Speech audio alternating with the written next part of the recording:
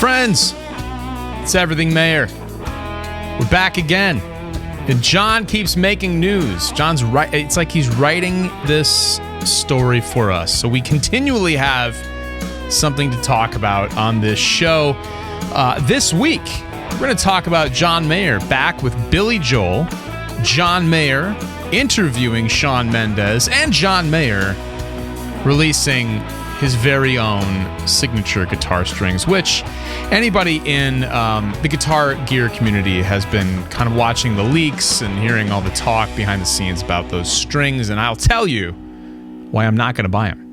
We'll get to that towards the end of the show, and as always, stick around to the end of the show for the After Dinner Mint, which is where we hang out with the OG Everything Mayer listeners, watchers. But first up, we got to talk about Billy Joel, John Mayer, back together once again for a song called This Is the Time on October 12th in Inglewood, California, near John Mayer's home, or one of his homes out in California. But this is not the first time that John has done this song with Billy Joel. And let me just stop for a second and say, Billy Joel is one of my absolute favorite artists. And he's one of the very few who are similar to John Mayer in most cases, to where he's got a clean credit, which means words and music all by Billy Joel.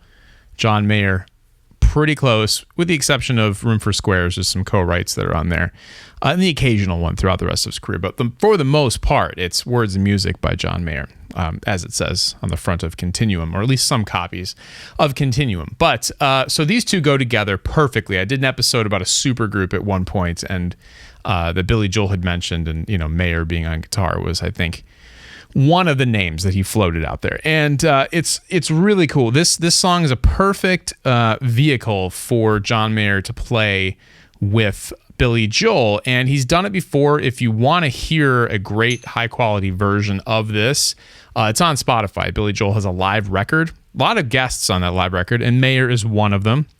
But the song, This Is the Time, is from the Billy Joel album called, I believe it's called The Bridge. And yes, and it came out July 25th, 1986. And the guitar player on that song was David Brown. It was just somebody in, not just, but it wasn't a guest spot. It was one of Billy's band members. So let's listen to the middle solo. And I have my guitar here, and we've talked about it in the past as to whether or not I should play or use it to demonstrate or highlight what Mayer is doing. So I'm going to try that this week. I'm going to try not to destroy what John's doing on this song, but I think it's worth breaking down just briefly what's happening here. So I'll let it play for a moment, and then we'll just talk about it and enjoy it after. So here's a bit of the Mayer solo.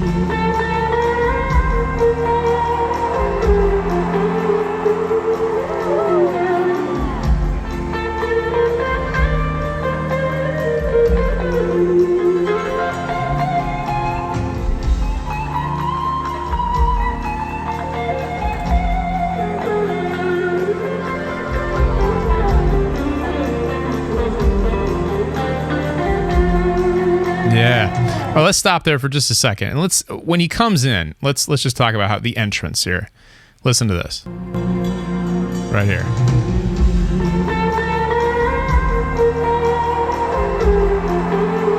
So right off the bat, he is quoting,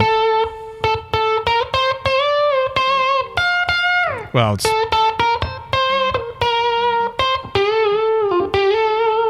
that's the melody of the song. And I'm purposely not playing the beginning of this because I'm trying not to get demonetized from this.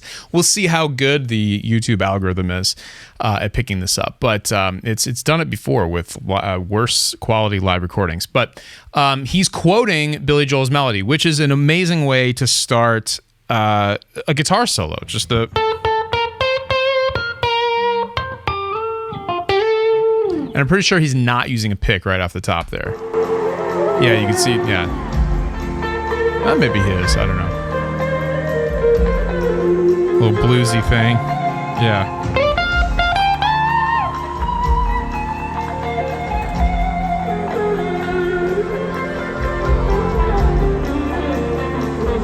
So good.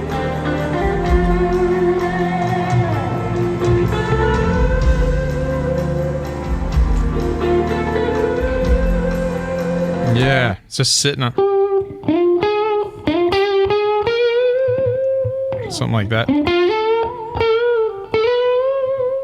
It's awesome. Just perfectly mixing major pentatonic and minor pentatonic for you guitar players out there.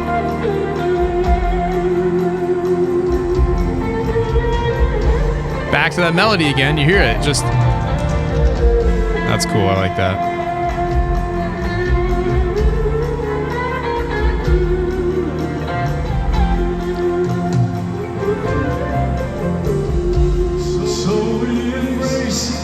Yeah, so you hear Billy Joel sing that, dun, da, da, da, da, and it's just Mayer's quoting that so many times. So those of you who are guitar players out there, if you're wondering like what do I do to come up with a solo on a song, if the song has a melody line, just quote that. And Mayer's quoting it over and over and over again, and it's super cool. I mean, this song is actually one of I checked. It's one of the few that Billy Joel does in the key that he recorded it in, which is not the case for a lot of these songs because Billy Joel had a very high singing voice.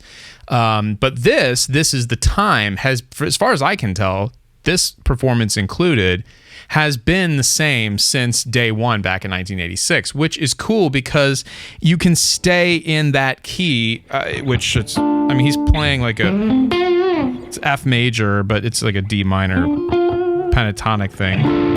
Too much music theory already. But the point is that there's an energy to a certain key, and this song remains in that original key, which is cool because, you know, if Billy had to bring it down a half step and instead of you were doing this, I mean, it's fine. It's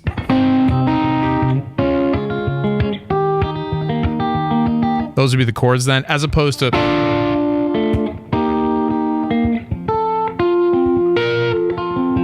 there's just an energy to that. Also, on the piano, playing the chords D minor, E flat, and F, the piano just kind of rings in a better way in that key. That's why so many songs by Billy Joel, Elton John are in like E flat, they're in F, they're in B flat. There's these keys that are similar to, like, on the guitar, you've got the key of E or D or A. I mean, like, there's certain keys that just make sense for an instrument. The piano has some really, really cool sweet spots, and that's where Billy Joel and Elton John usually write. So the fact that he can still sing this song in the proper key allows John Mayer to stay in that, like, just really cool, energetic vibe of those three chords. But like I said, this is, I mean, two living legends on stage together. I mean, how much longer are we going to get stuff like this? Billy Joel is not young. He's still out there touring. He still sounds great. He really does. You know, his voice has changed, but the band is amazing. His piano playing is amazing. And for the most part, his singing, he's adapted, I think, really well. I think better than Elton John as he's gotten older. And you've got legends in the making like John Mayer who get to sit in with him, and we get to enjoy it. And that is a good segue into Mayer adopting another role, as he always does. Is there anything this guy can't do? I'm actually going to put down my guitar. So, yeah, the other role that John Mayer has taken on here recently is interviewer. And this just came out. This is Interview Magazine, which almost to me sounded like something that wasn't real, but they have quite a following online and quite a readership. So it's just me being out of touch. But he interviews Shawn Mendes, and he's actually even described as Shawn's mentor, which is cool because that's how this reads. I'm not going to read the whole interview to you because it's really Shawn Mendes focused. But there are some little nuggets of wisdom and interesting kind of like looks into Mayer in this article. I strongly recommend you read it. Also, I strongly recommend you check out, I haven't listened to Shawn Mendes's new record that they're talking about here, but the one that came out just shortly after the pandemic, during the pandemic, called Wonder, I feel like that one was it was kind of swallowed up by that time, and it deserved quite a bit more recognition than it got. It's a really brilliant record, and Aaron Sterling actually plays on it, John's drummer, one of the drummers he plays with. So go check that out. But there's the Mayer Mendes connection for sure. So a couple things to point out here in the article I want to read to you. Let's go over to something so you can see it. There we go. I'm going to shrink myself. This is for those of you who are watching, not listening. If you're listening, you don't care about what I'm displaying on the screen that you can't see. But first, let's see. So would you get a little bit of and I've heard John Mayer talk about this before, kind of his litmus test for lots of great pictures of Shawn Mendes here, if you're a Shawn Mendes fan, by the way. But he's got something in here. I got to find it. I had it queued up, and it is of course moved at this point. I need a producer for this show to just have things ready for me. But it basically, he's describing his rule of 4, I think he called it. 4-step rule. There it is. Nothing that a Control F can't help out with. He's talking about his 4-step rule for songwriting, which I found kind of interesting. And Mayer says, yeah, I have this 4-step rule. Is it good? Do I like it? Is it me? And can I replicate it live and have a good time doing it? It sounds like all 4 of those are smashed on every song. He's referring to Shawn's record. So kind of, it's an interesting test for a writer. What was it again? Okay. Is it good? Do I like it? Is it me? And can I replicate it live and have a good time doing it? So that's interesting. When I think about Mayer's catalog in the context of those 4.5 rules, I'll call it, it's is it good? Okay. That's a determination I think that Mayer has gotten to now in his career, where I think he absolutely knows if something is good. I think he can separate himself away from his writing enough and look at it in such a way to say, is this mechanically and technically good? Do I like it? Obviously, answer that yes or no. Is it me? Now, that's another really interesting question, because I think Mayer is such a good songwriter and such a, I won't say effortless songwriter, but he's exercised that muscle so much, kind of like a Paul McCartney, where it's like, hey, Paul, write me a song. And he can just sit down and do it. Like, if you're an artist, like, hey, draw me a picture of an airplane, draw me a picture of a tree.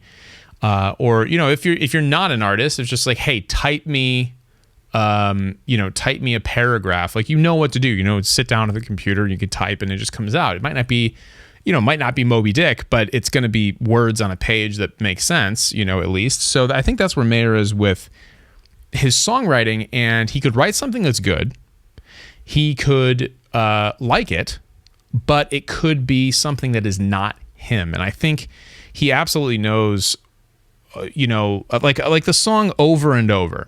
Okay, let's take that as an example, which I think I did a cover of that on my other channel. I think I did. So let's talk about Over and Over for a second in the context of these things.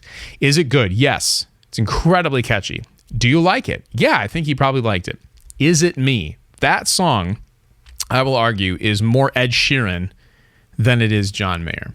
Could Mayer have put it out? Yes. But I think his understanding of who he is and who he was at the time, that was the Continuum era, was that song would have crushed on the charts. It would have been Thinking Out Loud by Ed Sheeran, which came some years later. People would have been using it at their weddings, that sort of thing. And he knew that it wasn't him, or at least wasn't who he wanted to cement himself as being, which I think is very difficult. It's very difficult to say, I'm not going to do something when it's good and you like it. But you have to have an artistic vision. And that's something that I think is I respect that so much in artists of any kind who know what they want, know who and what they want to be, and then they know how to make their art fit into that and do it in a way that's still authentic, and they know when to say no. And so that's fascinating to me that he's as good at that as he is. And the last one, can I replicate it live and have a good time doing it? Those are two very different things. Can I replicate it live? You know, the studio is, particularly now, is a wide open space of thing. You can do basically anything in a studio, or even, a simple home studio like I have here. Not so simple, but it's, whatever, but you get what I'm saying. So it's very easy to do things that would be technically difficult to recreate, impractical to recreate, or just not possible to recreate if you're going to do it live. Now, John Mayer, in his approach to the live performance, is 99.9% of the time, it is just the guys and girls on stage and their instruments and voices, and that's what you are reproducing a record with. Doesn't matter what you did on the record, they're going to do it or something close to it with real instruments on stage live in front of you. There are three exceptions, that I can think of, to where there are elements that are part of a playback that you're hearing. That's in the blood at the beginning, the claps and the stomps. That's belief with, there's like a second drum part, which is brushes. You can hear it at the beginning, and more so in that song, they're just playing to a click track or metronome to keep them locked in. I'm not sure exactly. I don't think the song needs it, but they do it. And then the third one is New Light, which has some elements to it that are in a backing track, and it's also to a click track. But that is so minimal compared to Shawn Mendes.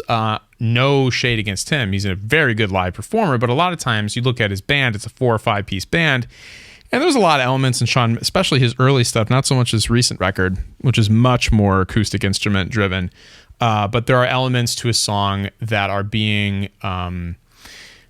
not performed live. The meat and potatoes, the drums, guitars, vocals, all that's being performed live. But there are some just, sprinklings of elements and things happening that are in a track that's synced up that you're playing to, which is really cool. I don't think there's a problem with that at all. When I go see Coldplay, there's 4 people on stage. I want to hear a massive sound. I don't want to hear just what comes out of 4 or sometimes 3 instruments. So play the backing tracks all day long, please. It's just not what Mayer does. It's not his style. He's kind of quote unquote antiquated in that way.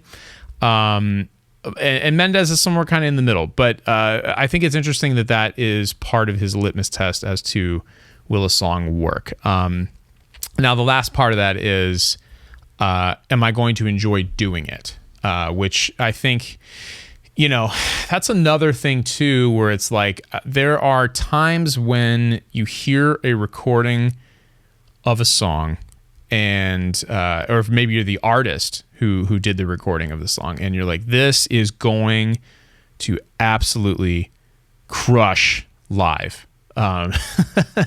So, and I think that's what he's saying. Am I going to be able to enjoy myself, and just enjoy playing it? There are certain songs like I've done and my own, certainly, as well as like covers, where it's just like, it's kind of a chore to do the song, and that comes across in the performance. So, I think that's important as an artist to know that you're going to enjoy doing it for a long time, particularly if it's a song that does really well. So let's go back to this article for just a second. It's another interesting, and again, like, I don't want to take anything away from Shawn, because it is his interview and Mayer's interviewing him, but John Mayer is not just any interviewer. He's going to insert more of himself, as he should, into an interview. Certainly more than I would if I was interviewing Shawn Mendes. I wouldn't say anything about myself. I would just ask the appropriate questions, hopefully. But I found this to be really interesting as well. And this kind of ties back to the Billy Joel thing, I think. And this is why I think they work so well together. But Mayer says, and they're talking about getting older, okay? So let me back up. I read this sentence before this. Me too, he says. I'm 46 and I can't stop. We all hold on to being in our 30s for 20 years, but I just want to latch on to my late 50s early Shawn says, that's how I feel. Why, and this is back to Mayer, why am I going to pretend to be 36 for 20 years when I could just fall into being 60 at 46 and show up to the party early, get to know the space, and not delude myself or anyone else around me? As artists, you can afford to age gracefully, not just because you're an artist and that's cool, but because you have all of these achievements in your life to show where the time went. So I think this is like, it's not just artists, I think it's people in general, could, myself included, and I've kind of leaned into this more lately, but, there's nothing wrong with getting older. There's nothing wrong with falling into being 60 when you're 46 and just showing up to that party early. Now, that doesn't mean that you have to lead the life of a 60-year-old or like a 75-year-old retiree in your 30s or 40s. But I think what he's saying there is that it's a certain level of like comfort in knowing that you don't have to pretend to be 20 your whole life, and I think that's what they're talking about here. And Mayer is absolutely doing that. He is, he's not trying to, I'm not going to name any names, but there are bands and artists out there who you can see they have these very long and successful careers, but they're they're nearing like their mid to late 40s, and they're trying to do what's trendy and popular with kids who are 15 to 20 years old, kids who are 15 to 20 years old. And, sometimes it works, sometimes it doesn't. Maybe it helps people who have been growing up with that band, like try to latch on and grasp onto something from their youth. I don't know, but I think the acts and bands that sort of just like age gracefully and appropriately do just better for themselves over time. I think Billy Joel has done that. John Mayer is doing that before our eyes. I mean, there's a lot of different examples of artists, I think, who have done. Bruce Springsteen, another one. I mean, Bruce Springsteen is still like one of the coolest people ever. Like, and he's how old? And he's been that cool since he was Mayer's age, younger than Mayer. Like, so to maintain that, he's not trying to look like he did on the cover of Born to Run, but he's still Bruce Springsteen. He's still cool. Like it's so I think that's very interesting and was a fun little tidbit into Mayer's thought process. So it's a long interview. I'm going to be honest. I don't even know if I made it all the way through. I don't think I did. So there could be more Mayerisms in this thing that I haven't even gotten to yet. So do yourself a favor. Go to interviewmagazine.com. I'll try to link this below so that you have access to it quickly from this after you're done watching the whole episode, of course. And go check out the rest of the interview. But that leads us to the last topic, which is a new release, and that's the Ernie Ball Silver Slinky John Mayer guitar strings. Now, for those of you who are not guitar players, you might think like, well, what's the big deal? The big deal on these strings is, they're not made out of anything that's like odd or unique per se. The thickness of the strings are kind of in between sizes. String gauges are generally labeled off of the thinnest string. So there'd be like 0.10 of an inch is the thickness of that high E string, which is like the thinnest string. And those are called 10s, 0.10. And that's kind of standard. Beginners tend to use thinner, lighter strings. Stevie Ray Vaughan famously used very thick strings. John Mayer is as far as I knew prior to this, he was playing 10s, which is just kind of standard. That's what I have on the guitar I was playing earlier. And this is a 10.5, with the lower end of that, the thicker strings being slightly thinner, I think, than a typical 10.5 set of strings. So it's a custom gauge set is what they call it. This gauge spread has been available in other companies, other players. There are string companies where you could have these string gauges or thicknesses laid out for you. You don't have to get the Ernie Ball silver slinky ones. But the marketing is great. The box is cool, and but it's the first piece of like Mayer signature gear that I'm not like dying to get my hands on, because I have strings I like, and it's such a personal thing. It's such a physiological thing. It just depends on the person playing.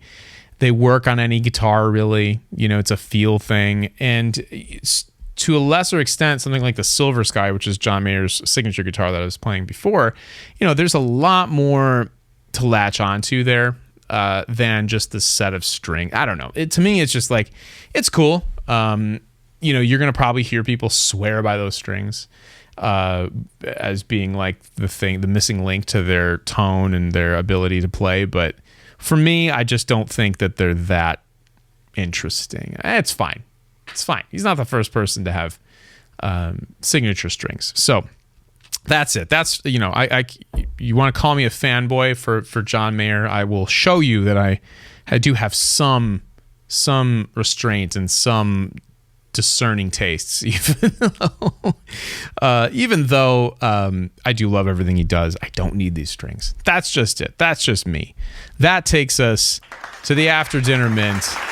Welcome to the portion of the show where we just talk and we hang out. And I don't know how long this one's going to last, because I'm filming this kind of late and I'm tired. And I hope this episode makes sense. We're still recording, so that's a good sign. So yeah, I just when I thought there was not going to be much to talk about, and I was like, oh, do I have to do an entire episode on guitar strings that Mayer released? Mayer played with Billy Joel. That was unannounced as far as I know. And then this interview that he did with Shawn Mendes dropped, which, boy, oh boy, is that helpful when it comes to figuring out what to talk about in the off-season, the John Mayer off-season. Take a drink of some throat coat tea. I'm not sick, but this just sounded good. So, this show, it was a little bit delayed because I was just really hesitating. I didn't want to do a show about guitar strings only. So here we are. We made it. And like I said, this is not going to be a very long after dinner mint, because I think we cover, what else is there to cover? We're coming up on 30 minutes. It's a long episode for just a regular episode. But no new news at the moment. No new show news, I suppose. Still have merch available if you want to support. You can join as a member if you'd like to support there. We're going to be planning the next members only live stream, and you do have to be part of the Born and Raised Again level membership to be a part of that live stream. I will announce the date of that live stream in an upcoming episode. Probably I'll announce it next week, but the members, you'll know before, of course, the general public when that's going to be. So if you want to join so you can see what that's all about, you will have some time to do so you can hop in and then participate in the live stream, where get interactive with you in the chat. You can ask questions, you can pose topics, all sorts of fun stuff, which I'm really excited about. And as this show grows and continues and we get new music and tours from John Mayer, it's going to be a really interesting space, I think, to discuss things and just participate in this whole thing together, which is awesome. And I have some ideas for future communal ways to discuss John Mayer and his doings and music in the future. So we'll get to that. Though. Some growth has to happen, I think, before that's justified. For now, the membership section is perfect. So, and as always, I do appreciate all of you who have joined. People are still joining. People are sticking with me there, and that means more than you know, because this truly is a labor of love at this point. I think there's some potential for more significant monetization of something like this, but currently it is out of my love for this music and for you guys. Honestly, you continually make me want to do this, which is super awesome, and I really appreciate that. So with that being said, we're going to cue the theme. There it is. And I will thank you once again for tuning into Everything Mayer, your only, as far as I know, weekly John Mayer fan podcast. So I know there have been some in the past. But were they weekly? Are they still going? They still exist? I don't know. But we're here, you're here, and I appreciate it. So, more to follow next week. Stay tuned for that member live stream as to when that's going to be. And I look forward to talking to you and seeing you next week. Nailed that ending, by the way. Nailed it.